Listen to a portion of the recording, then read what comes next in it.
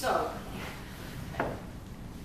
So. If you want the combination thing, if you're not yet a member. If you want the combination thing, if you're not yet a member, Crazy to do this, but anyway. this is the best deal. So this would include Kind of crazy to do VIP this, plus, but anyway, this is our best deal. So this would include it a also VIP includes your plus membership, like I said. ticket. And it would It also include, includes for your real estate membership, like I 101. said. All And of it that would together. include for And real that estate would only be $101. All that $398, together, which will save you and that would only be $150. $398, which will save you and really $150. immerse yourself in all the So if you training want and everything education. and really I would go immerse for it. yourself in all the But training and otherwise, education, if you want just I real would go estate for it. 101, I can but offer otherwise, that to you at if a you want just real $70 estate discount 101, for I can offer that to you at a $197. $70 VIP plus discount for for $197, so $197. separate.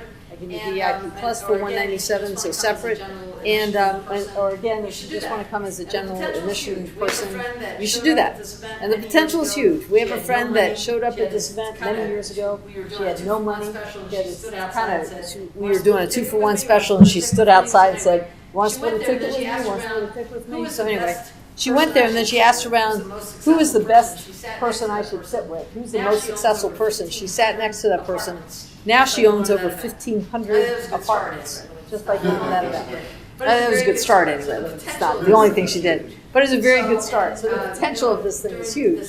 So, and during this time, just make sure to talk to some of the people and find out what they've done, and like that. Anything you guys want to say? You guys have been to the expo It before. really is. Anything else? Everybody should do it, if you're serious about that, your business, the business. Absolutely, Yeah. it's always motivational. You know, the power of association is really important. Yes. If you're doing anything that's upstream, this is upstream thinking. Yeah. Once we think it's kind of this thing you do, and all this upstream thinking, what if you don't think this way, and it's kind of street smart approach, whatever. You gotta hang out with people that are doing it. Yes. If you don't do that on a regular basis, you can kind of go down with the rest of the current. Yes. And the successful people that are doing it are at these meetings. Yeah. They keep hanging out, They networking. keep hanging out. You Yeah. can't- They're hanging out in the You can't lobby. shake 'em. They're finding out what the latest and greatest thing is and all that. So I'm going to give away one Real Estate 101 course to one lucky person. And if you already have done it, then we will work something out commensurate for you. So, John, would you, and you can win if you pull your own tag. We'll let you do it. So this one ends in 458. 458? That's you? Well, there you go, Robert. Well, that's good. Congratulations. You're the last person to arrive and the first person to win. There's something about that. So if you want to participate in any of that, please see Jennifer. In the meantime, I can answer any questions or any comments, anything anybody want to share, or if you have a deal you want to say, give away or anything. So anybody want to say anything or questions or whatever? I have one question. It's Sure. totally unrelated basically to anything you were saying. Yeah. Do you know of anything like QuickBooks that is particularly tailored to the real estate investment world? Linda, do you have any comment on that, or? I use QuickBooks, and, I just use an Excel spreadsheet. yeah, there you go. I do too. Yes. And my accountant says your records are impeccable. However, it's really hard to follow because everything gets allocated into different books. I just got one. Are you talking about specifically for rehabbing? Well, the real estate investment, holding multiple properties. For example, QuickBooks has a real estate tab. Yeah. You can tailor it to Yes. everything should be tailored to per property because each one has a different liability.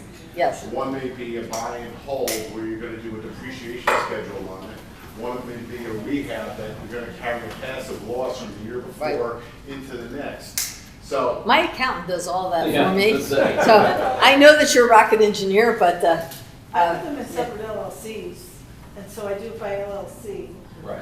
And then I have an intercompany account that I transfer the money back and forth. I have one bank account, and I allocate all of those yeah, funds. that's what I be doing too.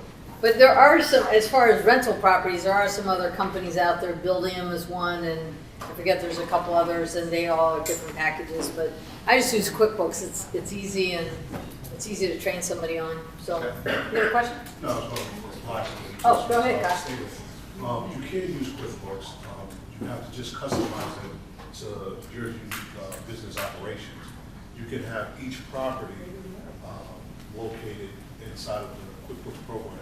And you can actually allocate all income and expense per property, as well as the loan, as well as any other, if we're gonna sell it and things of that nature Yep. as well. Yeah. I have clients that own multi-family apartments and things of that nature. We actually keep track of everything inside of QuickBooks. And also QuickBooks is not just an accounting program. You can use it for database management, you can send out letters, and things of that nature, so it has a lot of functionalities. I guess you're an accountant. Yes. Wow. So if you're looking for somebody, here's Kaz. Great. What other questions? Those are good questions, ideas, things you're finding. Anything else you want to share? Yes. So Make it simple. I'm trying to. I have an opportunity to put a family in a house Okay. that has been swindled out of the money, out of two properties, lost two properties. We're trying to find an alternate location. And I'm mindful of RESPA laws, all the traditional ways of finding real estate, making sure I'm not acting like an agent, even though I'm not an agent, kind of thing. But there's a need to find them a deal. Okay.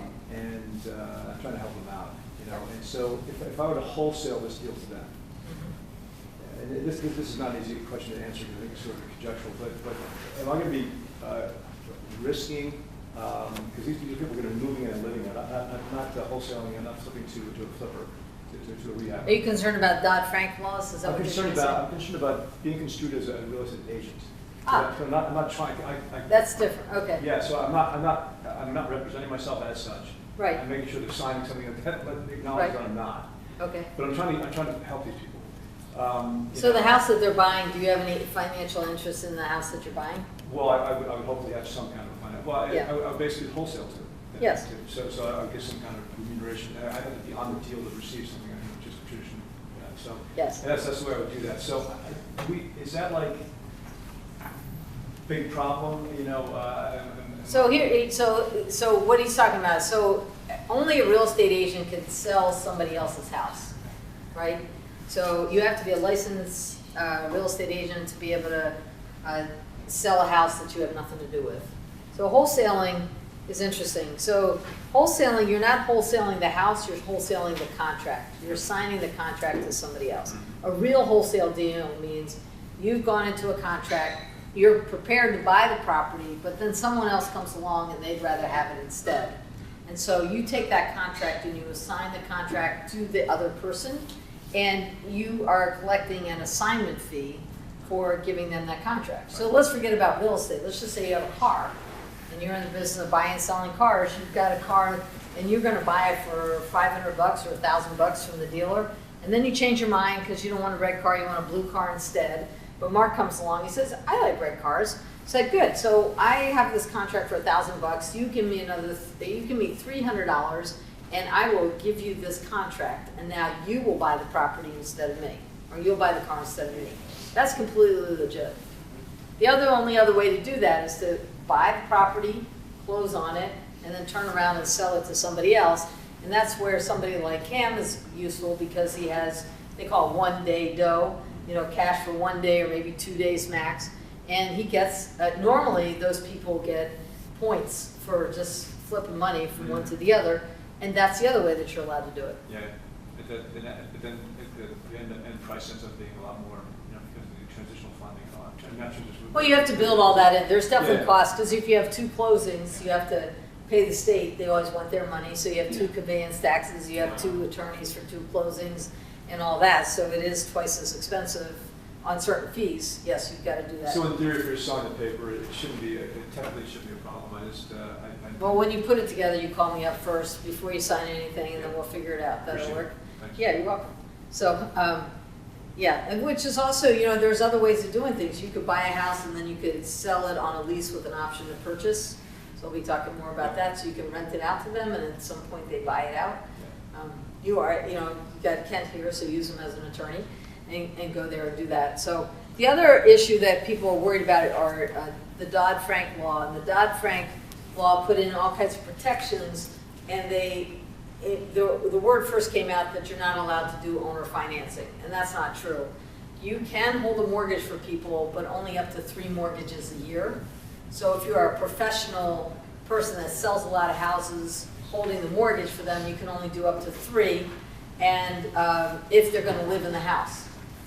So if, you know, I'm selling a house to Kaz and I'm willing to hold a mortgage and he wants to live there, I can only sell 3 of those a year. Or I'm sure there's some strategies to work with that and all that. But, and then you're supposed to qualify him that he can get the mortgage within a certain period of time. Because, 3 per year, I'm sorry, Linda, to interrupt. 3 per year or 3 per term? year, 3 per year. So after 10 years, you could be holding personal. Yep, you can do 3 a year. Do 30. Yep. But along the way, you're not allowed to charge a balloon payment. So you're doing it, so that's where you have to check in on it for that because you can't have a balloon payment at the end. You have to do a 30-year it's 30-year amortization. And you're supposed to do some due diligence to say that yes, Kaz at some point in his life will be able to buy it. Now that's if he lives there. If you're selling it to Kaz is buying my 3-family house and he's going to rent it out, doesn't matter. And all of this is up for grabs because things are changing. Yeah, Just for clarification, it's per 12-month period, not per year. So if you did 3 in January, you could do another 3, you know, The following. the following February. You know, or if you, I should say it another way. If you did 2 in January, then you did 1 in December, you can do another 1 in February. Right. Just another one. Right. So, yeah, 12 months. It doesn't really affect too many people here because our houses are so darn expensive that most people don't want to hold a mortgage. It's more like in the Midwest or the South where you can pick up a house, a perfectly good house for 30, 40, 50,000 bucks. And there's a lot of owner financing going on, so. Cool. What other questions or insights or